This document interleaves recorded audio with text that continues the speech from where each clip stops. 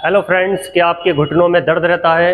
क्या आपके घुटनों में बहुत ज़्यादा सूजन रहती है जिसकी वजह से आपके घुटने बहुत ज़्यादा मोटे दिखाई देने लगे हैं? क्या आपके घुटने से कट कट की आवाज़ आने लगी है? कट कट की आवाज़ तब आती है जब हमारे कार्टिलेज घिसने लगते हैं। क्या आपके घुटने में ग्रीस की कमी हो गई है? क्या आपके घुटने आगे और पीछे होने में बहुत ज़्यादा परेशान करते हैं? क्या आप आलती पालती मार के नहीं बैठ सकते? क्या आप किचन में खड़े होकर बहुत देर तक कार्य नहीं कर सकते? क्या आप जब सुबह सो के उठते हैं तो आपके घुटनों में अकड़न और जकड़न होती है? अगर ऐसा आपके साथ हो रहा है तो ये वीडियो आप लास्ट तक देखिएगा, क्योंकि आज जो हम बात करने जा रहे हैं वो विशेष टॉपिक है हमारा घुटनों में दर्द, घुटनों में ग्रीस की कमी और घुटनों में टेढ़ापन, यानी कि घुटने का लॉक हो जाना। क्योंकि जब घुटने में हमारे बहुत ज़्यादा दर्द रहने लगता है तब उसके चारों तरफ सूजन आ जाती है और हमारे घुटने आगे और पीछे बैंड होना बंद कर देते हैं, जिसकी वजह से हम बहुत ज़्यादा दिक्कत में आ जाते हैं और हमारी चाल में डिफरेंट हो जाती है। डिफरेंट चाल के साथ हमारा चलना मुश्किल हो जाता है और हमारे डेली के कार्य प्रभावित होने लगते हैं। अब से 20 साल पहले घुटनों में दर्द की समस्याएं 50 से 60 साल की उम्र के बाद सामने आती थीं, लेकिन आज ये जो घुटने में दर्द, घुटने में ग्रीस का कम होना, घुटने का टेढ़ापन जैसी समस्याएं 40 से 50 साल की एज में ही सामने आने लगी हैं। तो इसका जो मेन कारण है वो है हमारा वर्कआउट कम करना, यानी कि हम फिजिकल एक्टिविटीज़ कम करते हैं और हम ज़्यादातर मशीनों पे डिपेंड हो गए हैं। यहाँ तक कि जब हम सुबह उठ के फ्रेश होने के लिए जाते हैं तो हमारे जो बाथरूम में सीट है वो भी अब हम कमोड का इस्तेमाल करने लगे हैं। पहले ज़्यादातर लोग इंडियन सीट का इस्तेमाल करते थे, जिससे हमारी एक्सरसाइज कम से कम 2 से 3 मिनट तक हमारे पैरों की एक्सरसाइज होती थी और हमारे नी पूरी तरह से बेंड हो जाते थे। लेकिन आज के टाइम में ऐसा बिल्कुल नहीं रहा, जिसकी वजह से हमारे जोड़ों का जो मूवमेंट है वो धीरे धीरे कम होता जा रहा है और हम मशीनों पर डिपेंड होते जा रहे हैं। इसी कारण से हमारे जो घुटने की कार्य क्षमता है वो धीरे धीरे कम होने लगी, उसका मूवमेंट कम होने लगा। यानी कि अगर हम 2 कदम भी हमें जाना है तो हम स्कूटर या बाइक का इस्तेमाल करते हैं, हम पैदल भी नहीं चलना चाहते, जिसकी वजह से हमारे घुटने का प्रॉपर मूवमेंट नहीं होता और हमारा जो जोड़ है वो प्रभावित होने लगे हैं। ऐसा आपके साथ ना हो, इसलिए आप सुबह उठ के सबसे पहले 5 मिनट 10 मिनट एक्सरसाइज के लिए निकालिए। आज जो मैं आपको एक्सरसाइज बताने जा रहा हूँ वो एक्सरसाइज आपके घुटने का दर्द, घुटने में कार्टिलेज का घिसना, घुटने में ग्रीस का कम होना जैसी समस्याओं को दूर करेगी और आपके घुटने में धीरे धीरे जान भी आने लगेगी और आपके घुटने धीरे धीरे मजबूत हो जाएंगे। क्योंकि जब घुटने हमारे घिसते हैं तो हमारे घुटने के साथ साथ हमारे थाइस और हमारे कूल्हे की मसल्स भी वीक हो जाती हैं, जिसकी वजह से हमारा चलना भी मुश्किल होने लगता है। इस स्थिति से बचने के लिए आपको डेली एक्सरसाइज करनी है और साथ में आप अपने घुटनों की सिकाई करें। सिकाई आपको कैसे करनी है? 1 बाल्टी गर्म पानी कर लेना है आपको, एक उसमें कॉटन की टॉवल डाल देनी है और 1 मग्गा।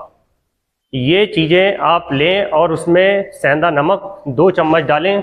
उसके बाद उस कॉटन की टॉवल को अपने घुटने पे लपेट लें और मग्गे की सहायता से उस पर पानी डालना शुरू करें। 20 मिनट अगर आप डेली सिकाई करते हैं और उसके बाद आप एक्सरसाइज करते हैं तो धीरे धीरे आपके घुटने की सूजन भी कम होने लगेगी, आपके घुटने का मूवमेंट बढ़ने लगेगा और आपकी जो मैं एक्सरसाइज बताने जा रहा हूँ वो एक्सरसाइज से आपके घुटने सीधे भी होने लगेंगे, आपके घुटने में ग्रीस भी बनने लगेगा और आपके घुटने की जो स्ट्रेंथ है वो भी बढ़ जाएगी। यानी कि आप अपने आप को नॉर्मल महसूस करने लगेंगे और ऐसा महसूस करेंगे जैसा कि आप पेन किलर खाने से पहले महसूस करते थे। यानी कि पेन किलर आपके दर्द को दबा देती है लेकिन बीमारी को ठीक नहीं करती। इससे हमारे घुटने में ऑस्टियोआर्थराइटिस का जन्म होता है और धीरे धीरे हमारे कार्टिलेज डैमेज होने लगते हैं। तो इस बीमारी से बचने के लिए चलिए अब मैं बताता हूँ एक्सरसाइज। अब हम बताने जा रहे हैं घुटनों के लिए फर्स्ट एक्सरसाइज। आपको इस तरह से एक रोल बना लेना है और इस रोल को आप अपने घुटनों के नीचे इस तरह से लगा लेंगे और धीरे धीरे आप अपने घुटने से इसको प्रेस करेंगे। 5 से 10 सेकंड आप फुल टाइम रखेंगे, इस तरह से प्रेस करेंगे और पंजे को अंदर की तरफ खींचेंगे। इससे आपके घुटने में जो गैप हो गया है वो गैप धीरे धीरे ठीक होने लगेगा और आपके घुटने जो सीधे नहीं हो रहे हैं वो आपके घुटने सीधे होने लगेंगे, और आपके घुटने की मसल्स में जो वीकनेस है वो मसल्स की वीकनेस भी धीरे धीरे ठीक होने लगेगी, और आपके घुटने नॉर्मल शेप में आने लगेंगे। इसको दबा के 5 से 10 सेकंड आप होल्ड करें, तब आपको एक अच्छी सी एक जान महसूस होगी। यानी कि आपको ऐसा महसूस होगा जैसे हाँ मेरे घुटने के नीचे कोई चीज़ खिंच रही है, यानी कि एक खिंचाव सा महसूस होगा। वो जो खिंचाव होगा तो जो आपकी मसल्स सिकुड़ गई हैं वो उस मसल्स को खींचेगा, और वो मसल्स नीचे की तरफ से आपको खिंचती हुई नजर आएंगी। जब वो मसल्स नीचे की तरफ से खींचेंगी तो आपके घुटने की जो लेंथ है वो बढ़ने लगेगी, यानी कि जो आपके पैर छोटे दिख रहे थे वो पैर बड़े दिखाई देने लगेंगे, यानी कि नॉर्मल कंडीशन में आने लगेंगे। बड़े का मतलब है नॉर्मल कंडीशन में आने लगेंगे, क्योंकि जब हमारे घुटने में दर्द रहता है तो हमारे पैर इस तरह से रहते हैं। तो यानी कि अब जब हमारे पैर इस तरह से रहेंगे तो हमारी जो मसल्स हैं वो सिकुड़ जाएंगी। क्यों? क्योंकि हम जितना मूवमेंट करेंगे मसल्स उतनी ही रहेंगी। जब हम उसको सीधा करेंगे तो हमारी मसल्स पे एक अजीब सा खिंचाव महसूस होगा और हमें दर्द भी होगा। इसलिए ये एक्सरसाइज आपके लिए रामबाण एक्सरसाइज है। शुरुआत इस एक्सरसाइज से ही करनी है। अब हम बताने जा रहे हैं आपको दूसरी एक्सरसाइज। दूसरी एक्सरसाइज में आपके घुटने इस तरह से रहते हैं, यानी कि जब हमारे घुटने में आर्थराइटिस होता है तो हमारे घुटने इस तरह से रहते हैं। इनको हमें नॉर्मल कैसे करें? तो आप अपने घुटने की सबसे पहले सिकाई करें और उसके बाद धीरे धीरे एक्सरसाइज को इस तरह से करें। बेड से आप लगा के धीरे धीरे जब करेंगे तो आपके पैर धीरे धीरे सीधे होने लगेंगे, यानी कि उसका जो मूवमेंट है वो धीरे धीरे बढ़ने लगेगा। ऐसा आप सुबह और शाम करें और एक बार में 15 से 20 बार करें। ये वो एक्सरसाइज है जो आपके घुटने को धीरे धीरे अगर 20 दिन रेगुलर करते हैं तो आपको कम से कम 15 से 20% का फ़र्क खुद ही नज़र आने लगेगा। जब आपको ये फ़र्क नज़र आने लगेगा फिर आपका जो मन है वो एक्सरसाइज करने का खुद ही करेगा कि मैं एक्सरसाइज करूं। क्योंकि जब हमारे घुटने की लंबाई बढ़ेगी, यानी कि जो हमारा घुटना छोटा लगने लगा है, यानी कि सूजन होने की वजह से पूरा घुटना हमारा नहीं खुल रहा, यहाँ रुक जाता है, तो हमारे पैर छोटे होने लगेंगे। जब आपके पैर नॉर्मल होने लगेंगे तो आपको खुद अच्छा लगेगा, तो आपका दर्द भी कम होगा। जब दर्द कम होगा तो आपका मन करेगा अब एक्सरसाइज को बढ़ाया जाए। क्यों? क्योंकि हमें एक्सरसाइज से काफ़ी फ़ायदा मिल रहा है।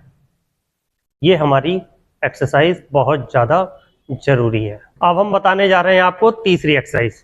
तीसरी एक्सरसाइज में जब हमारे घुटने में दर्द रहता है, घुटने में आर्थराइटिस हो जाता है, तो हमारा जो प्रेशर है वो हिप पे भी आ जाता है। ये क्योंकि हमारे जो हिप हैं उसका भी मूवमेंट कम हो जाता है। हिप में भी दर्द रहने लगेगा, घुटने में भी दर्द रहेगा, एंकल में भी दर्द रहेगा। इसलिए आपको इन एक्सरसाइज के साथ में एक हिप की एक्सरसाइज भी करनी बहुत ज़्यादा ज़रूरी है। हिप की एक्सरसाइज कैसे करें उसके लिए मैं आपको बताने जा रहा हूँ। अपने पैर को इस तरह से ऊपर की तरफ उठाना है, 5 से 10 सेकंड होल्ड करना है और 5 से 10 सेकंड उसको रेस्ट देना है। इस एक्सरसाइज को करने से आपका हिप का मूवमेंट भी बढ़ेगा और साथ में आपके हिप में जो पेन हो रहा है वो भी कम होगा, और आपके घुटने और हिप दोनों चीज़ें मजबूत होने लगेंगी।